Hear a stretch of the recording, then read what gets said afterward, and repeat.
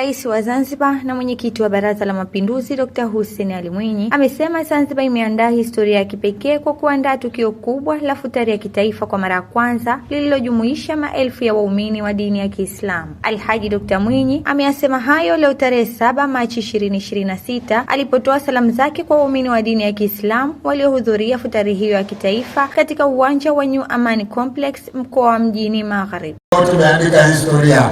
Kwa kweli jambo kama hili halijapata kutokea. Kwa hivyo tunamshukuru Mungu kwa kutuwezesha, na mvua hii ni ishara kwamba Mwenyezi Mungu yupo pamoja na sisi katika jambo hili la kheri. Kwa hivyo nimalizie kwa mara nyingine tena kutoa shukrani zangu nyingi na niwatakie wananchi wote kila la kheri.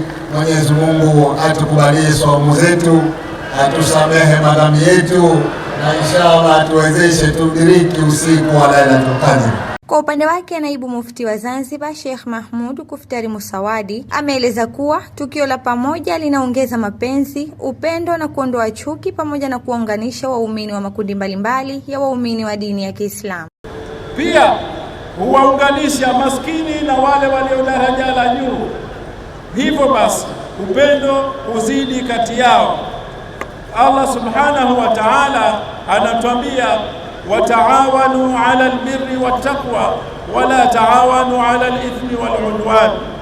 Allah anatuhimiza tusaidiane katika mema na tuache kusaidiana katika maovu.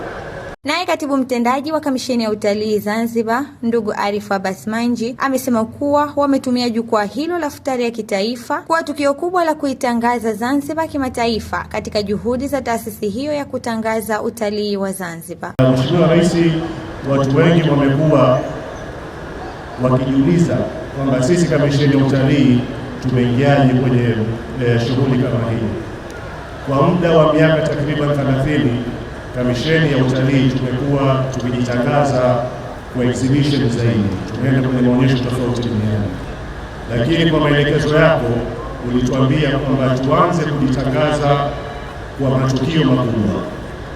Hivyo leo tumeonyesha dunia kwamba hapa Zanzibar tunaweza tukafutarisha watu zaidi ya 15. Huzaima Khamis, ASAM Online TV.